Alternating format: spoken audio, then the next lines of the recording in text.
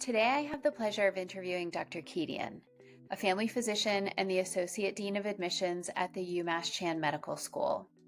We talk about recent matriculation data, the school's curricular features, and the benefits of studying in Worcester, Massachusetts.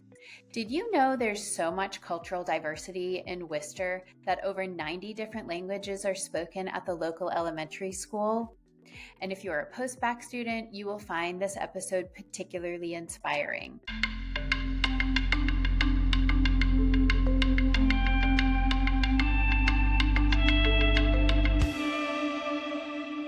And I'd like to welcome Dr. Kedian to the podcast. Hi, how are you? I'm well. Thank you so much for your time. And today we are talking about the UMass Chan Medical School. I wanted to highlight three interesting things I found in my research prep to talk to you.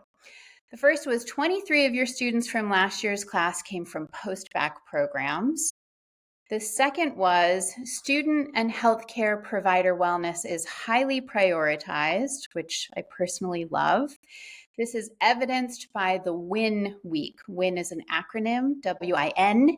It stands for What I Need and is an opportunity for students to rest and focus on health, and it appears at the end of each foundational block. And the third thing I wanted to highlight is 43% of your graduating class matched into residencies in primary care and related specialties, including internal medicine, family medicine, and pediatrics. What would you like to follow up on in all of those pieces of data, and what does it say about your school? I'm glad that you chose those data to highlight. I'll start with the primary care. We are the only public medical school in Massachusetts, so we're a small state, but with 4 medical schools. And ours was founded with the intention of workforce development for the Commonwealth of Massachusetts. So with a goal to develop particularly primary care physicians, but the physician workforce in general. And I believe we've really maintained our connections with our roots in that sense. We are incredibly dialed in to our Worcester community, which is an incredibly diverse city. And I know we're going to talk more about that in the future. But our students come with a particularly activist mindset. They want to be close to the places where their patients live and work. They want to understand their patients' life experiences and cultural background. And I do think that has permeated the culture here at UMass Chan Medical School. We do have a lot of students that go into primary care, and we are usually recognized as some of the highest quality primary care training in the region. However, I think it's really important to recognize that students from UMass Chan go into literally every discipline. So, we're accepting in the range of 225, 230 students a year, and they go into subspecialties in highly academic settings. They go into primary care in rural and community settings.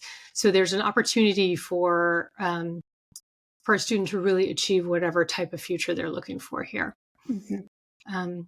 With regards to post-bac programs, we consider the type of experience that you as a student bring with you as an applicant, as a real asset. So if you majored in something that was non-science and graduated and decided, my future now is to be a physician and I'm going to take these extra courses, or I'm going to do a complete turnaround and do a post-bac program, we value not only the decision-making that you've done, but all of the undergraduate experience that you bring with you. Maybe you're a writer, maybe you're a linguist, maybe you're a musician, of which we have many here at UMass Chan. So that's only going to add to what students are bringing to the table. Mm-hmm.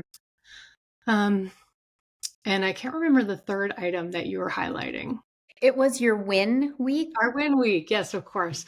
I think our focus in our new Vista curriculum on student and provider wellness has been very popular. There's no doubt about it. Medical school is incredibly challenging.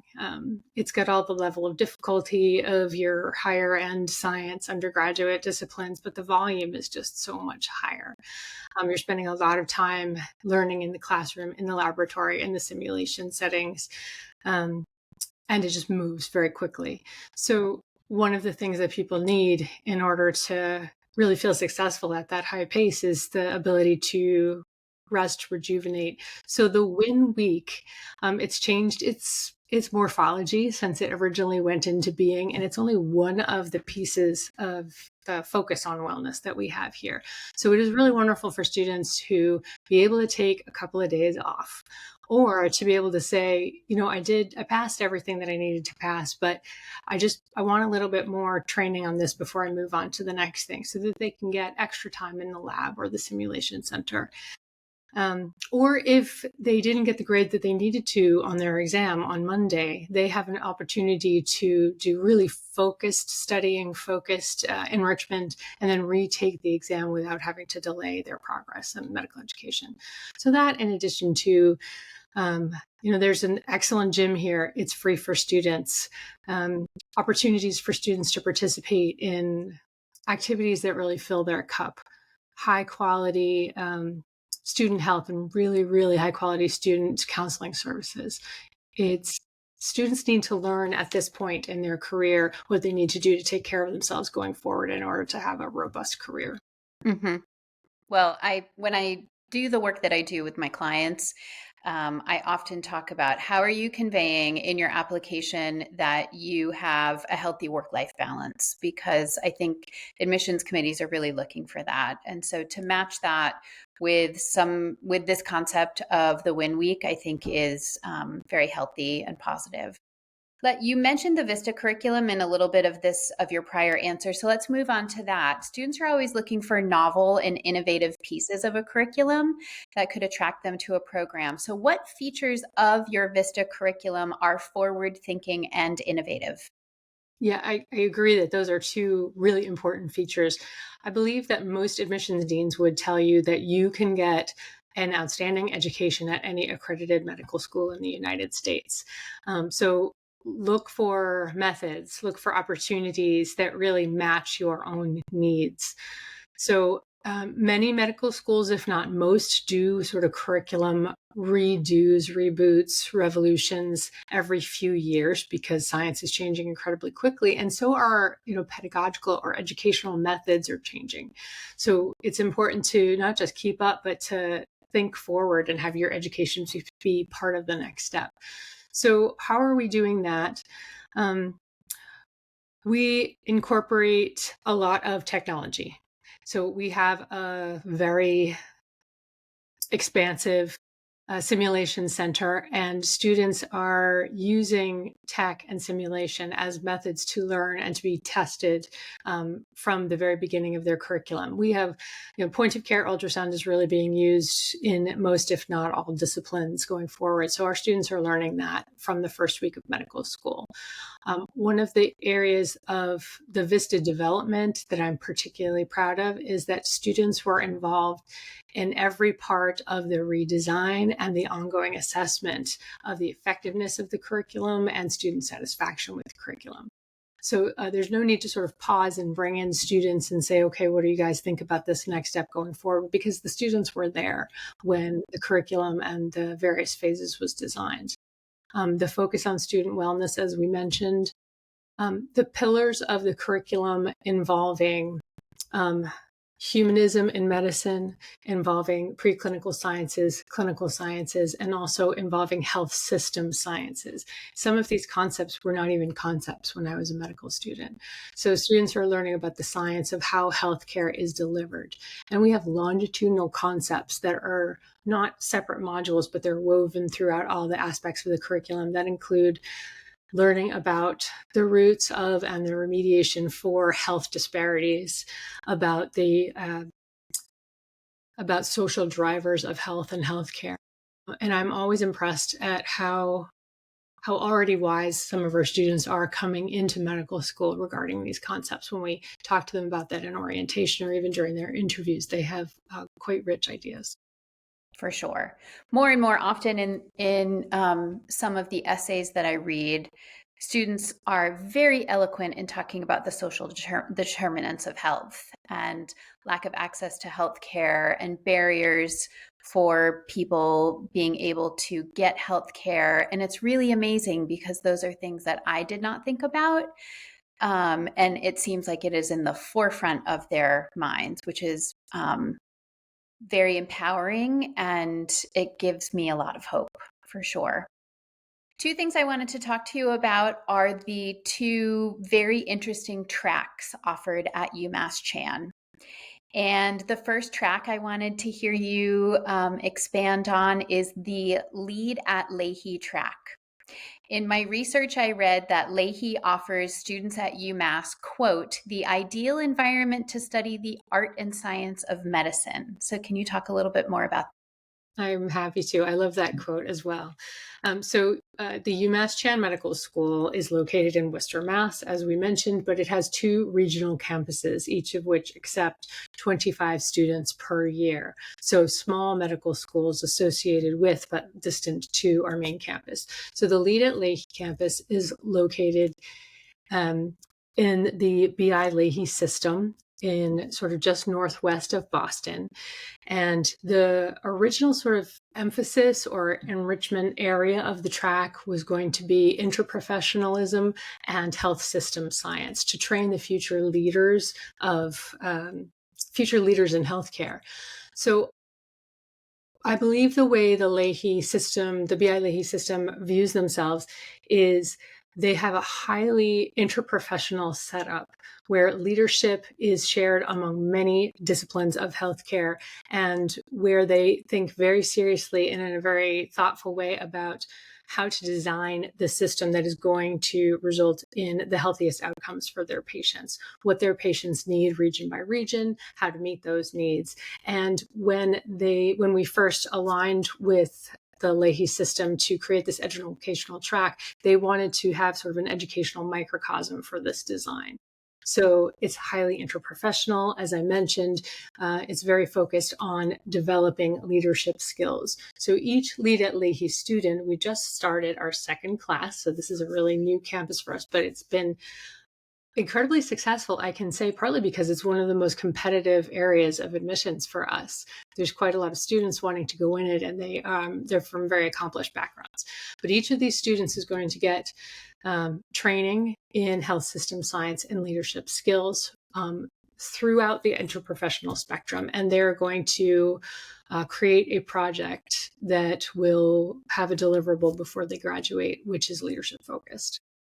And is this something that applicants indicate on their primary application or secondary application? Secondary application. So the initial AMCAS application is to the T.H. Chan School of Medicine at UMass Chan. And if they receive a secondary application, they are offered the opportunity to apply to the main campus program located in Worcester, or Lead at Lahey program, or our other regional campus at Bay State Health. Okay, great. Moving on to my next question. Can you talk about the population-based urban and rural community health track? I see it's located at the regional campus in Springfield, but would like to hear more about this curricular emphasis. Yeah, absolutely. So our PURCH program, so it is a mouthful, population-based urban and rural community health. Our PURCH program is located in Springfield, Massachusetts, which is another small to medium-sized city about an hour to the west of Worcester. And the emphasis here is to learn medicine through the lens of community medicine and the unique needs of underserved patients. So you're going to have your pulmonology block and you're going to do internal medicine with pulmonary focus, but you're going to be learning about it through the lens of why do the children in this neighborhood have more asthma than the children in this neighborhood? Well, it's because the factory is located in this neighborhood, and so more of those children have parents who work there, and they are dealing with greater levels of contamination. So they're learning all the three campuses learn the same core medical education, but the lens of education is different. So again, our PURCH students are learning much of their medicine in the community setting, in the school-based health center, in the correctional health system, et cetera. And so are learning the particular social and communication and medical needs of underserved patients from the get-go. They do also have scholarly projects related in this field. And how many students are admitted in that track? 25 students, but we have put forward an application to increase the size to 30. Amazing. So it's possible that for the next year, starting in 2026, we may have 30 students. That's wonderful. Great. And I know interprofessional learning and cross-disciplinary learning really enhances the overall curriculum and professional outcomes. And I read about the Morningside Graduate School for Biomedical Sciences, which is at UMass, who states their mission is, quote, to develop future leaders in all sectors of biomedicine, including research, education, policy, and entrepreneurship, and had many impressive awards, including 2 Nobel Prizes. How does having this graduate program adjacent to the medical school benefit both students and faculty? I am a firm believer in the fact that we co-locate on the UMass Chan campus with our Graduate School of Biomedical Sciences, and our Graduate School of Nursing is one of our primary advantages to our future physicians and our future health professionals. There is much less of a separation between biomedical research, the practice of medicine, and the practice of nursing than there is in other institutions. You're going to go to some classes together with graduate nurses, and you're going to go to some classes together with future scientists, graduate students. And the opportunities, as you can imagine, for our students to participate in research are particularly rich. The skills that it takes to work effectively in the member of a health professional team are just developed so much earlier when you are working with people from multiple disciplines at the same time, and when you're learning side by side with them. We have the nurses teach the medical students how to draw blood and how to put in IVs. I mean, it's only one example, but I think our students are particularly strong in teamwork. So UMass Chan is located in Worcester. For anyone not familiar with the city, first of all, that is how you pronounce it. It is. And, correct. Yeah, and it is the second most populous city in New England, with the first being Boston. The city has a little over 200,000 residents and an incredible amount of diversity. How will students at UMass Chan benefit from studying in Worcester and working with your local community? So I have been located in Worcester for quite some time. I was a medical student and a resident at UMass. And so I have seen the development in richness and urban societal development in Worcester for a long time. I do not believe there is any better place to learn clinical medicine, not only because of the quality of our UMass Chan system and the safety net hospital system of UMass Memorial Healthcare, which is our clinical partner, but because of the neighborhoods and the residents of Worcester. So I like to share the statistic that there are over 90 languages spoken in the Worcester public school system. In a city of 200,000 people, I think there are many larger cities in the United States that don't have that breadth of diversity. So you are going to work with patients literally from all over the world. So not only are you going to see, illnesses and conditions that are not as common in the United States and develop some degree of expertise with them, but you are going to talk to patients, no matter who you are or where you're coming from, you're going to talk to patients with different life experience than you have.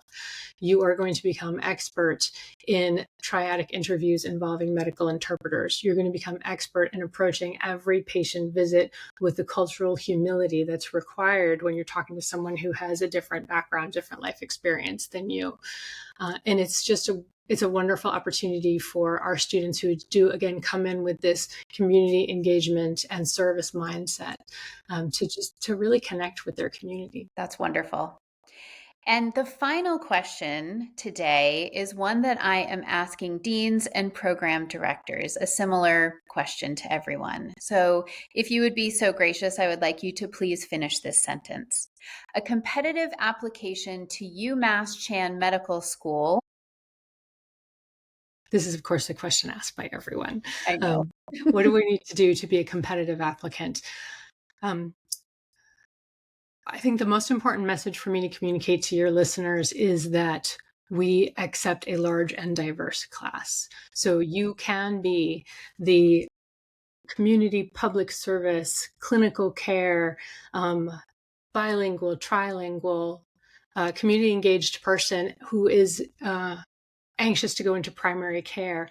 And you can be a biomedical engineer, entrepreneurial, device development, bench lab research student who wants to come in and learn how to bring an innovative product to market. So because we look to this breadth of students, what we want you to do in your application is to tell us your story and tell it well. So talk about who you are and how you got there, what your passions and your goals are, because there's so many ways to be passionate about healthcare. And show us how your experiences connect with your passions. Show us how you had this experience that caused you to make this decision, that caused you to move into this area. And so that I could read your application and know, oh, you started that you wanted to take care of patients and you wanted to major in biology, and then you wound up going this biomedical engineer path. We particularly value experiences of leadership. We put a higher premium on a smaller number of more intense and larger numbers of hours experiences, particularly where you were put in a leadership position. Because that means the work that you were doing was recognized by someone who was working with you as exceptional and said, I want you to be in charge of design, of other people, of where this project is going to go. So we do ask applicants to talk about their experiences in leadership, and I believe it's particularly influential in the application process. I think that's really good advice. And what I've heard you say today has probably given hope to medical school applicants who are post-bac students, who have had a nonlinear trajectory to getting to medical school, who have been at this for some time and are very hard workers, and maybe who have felt, well, my application is not traditional, and so maybe I don't have a shot. And I think I'm hearing you say, if they tell a really good story and they have a compelling reason to want to practice medicine and they've put in the time and hard work and have been recognized, they absolutely could be given an opportunity. I couldn't agree more. I don't know if you found this to be true, but I believe the concept of the traditional versus non-traditional applicant is dated enough to no longer be useful. Most of the deans that I work with and sit on panels with, we don't think of applications in that term anymore. And there's no medical school that wants to restrict themselves to people who went straight from high school to a four-year college and took their MCAT senior year and are applying. The majority of matriculants into medical school have had at least one gap year. And, I was reflecting this morning, are we putting just recent college grads at a disadvantage because someone who's taken 2 gap years has now done 2,000 hours of research, they've published a paper, they have developed an expertise in seeing patients. We try not to do that, and we have some pretty clear guidelines that helps us to, interpret each applicant in their context of how long they have been out of college or not.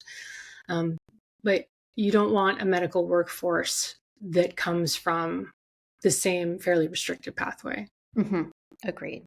Well, I really appreciate your time and your insight, and both in the background of the UMass Chan Medical School and also your thoughts about what it takes to be a competitive applicant. It's my pleasure. Thank you for having me on. You're welcome. You can find more information about the UMass Chan Medical School in our show notes, along with other helpful free resources. Thank you for tuning in. If you enjoyed this episode, please subscribe, rate, and share the podcast. We'll be back soon with more conversations to help you get accepted.